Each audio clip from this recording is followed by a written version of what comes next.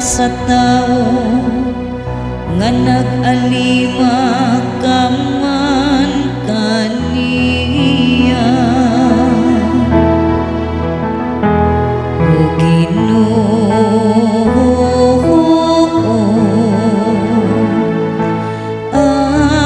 akong Diyos, pagkakatingala ka sa imong ngalan, dihat sa tibuok kalibutan.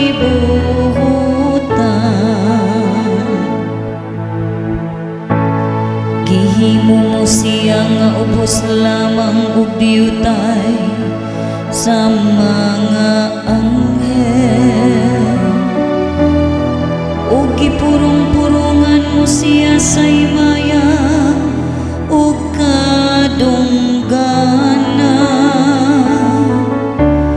Gipamando mo siya sa mga buhat sa imong mga kamo. Gibutang mo ang tanan ubos sa iyang tiinan. O Ginoo,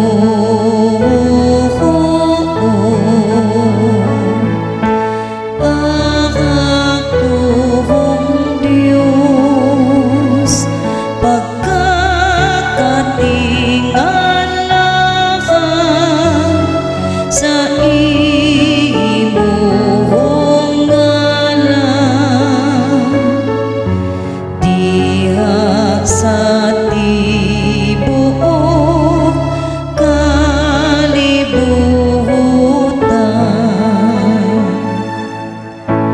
Ang tanang mga karnero ug kabakahan ug ang mga hayop sa kaumahan, ang mga langgam sa kahanginan, ang mga isda sa kadagatan, ug bisan unsa nga nagalangoy sa kalahawran. O Ginoo,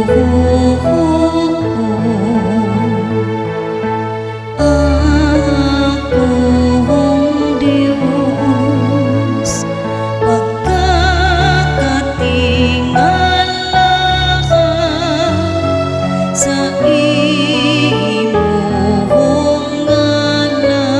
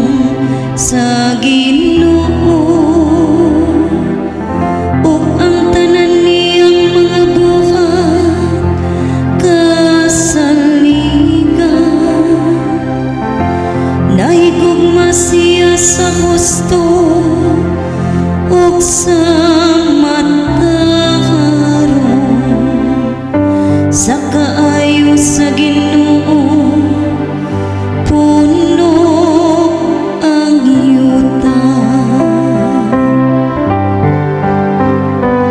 Ang yuta puno sa kaayo sa Ginoo.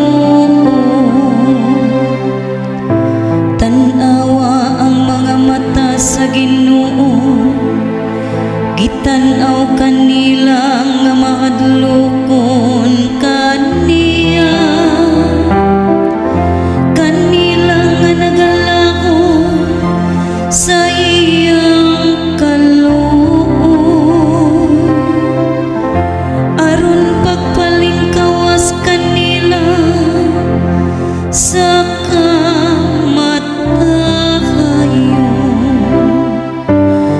pag-amping kanila bisan pagdunay gutom. Ang yuta puno sa kaayo sa Ginoo. Ang atong kalag nagapaabot sa Ginoo, nga mao ang atong hinabang ug atong panalipod. Ang imong kaluoy, o Ginoo, maania unta kanamo nga nagalaong kanimo.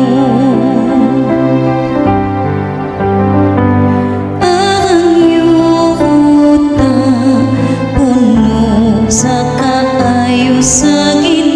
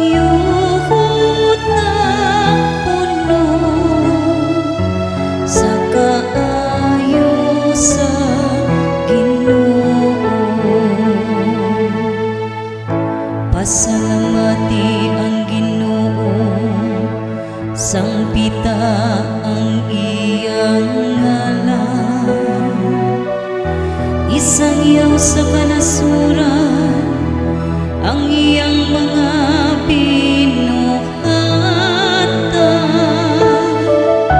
Awiti siya, awiti ang iyang pagdaig. Isangyaw ang tanan niyang katingalahan, mga buhat.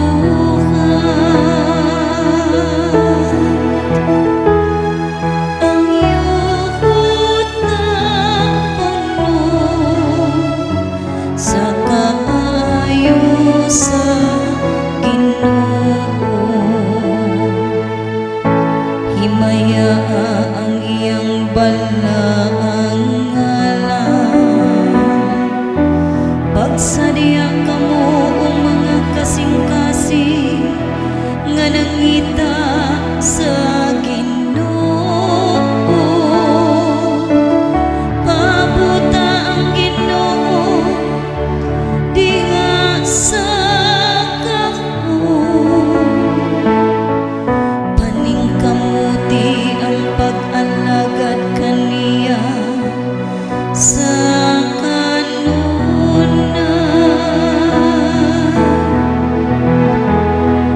Ang yuhot na puno sa kaayo sa Ginoo. Kamong mga kaniwat ni Abraham, iyang mga sulugoon, mga anak ni ako, iyang mga pinili. Siya ang Ginoo, mao ang atong Dios. Sa tibuok yuta nagahari ang iyang panghukom.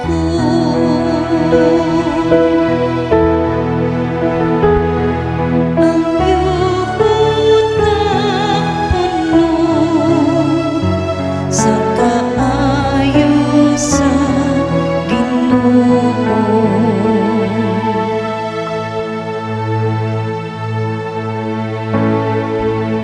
Mahinumdum siya sa kanturan sa iyang kasabutan,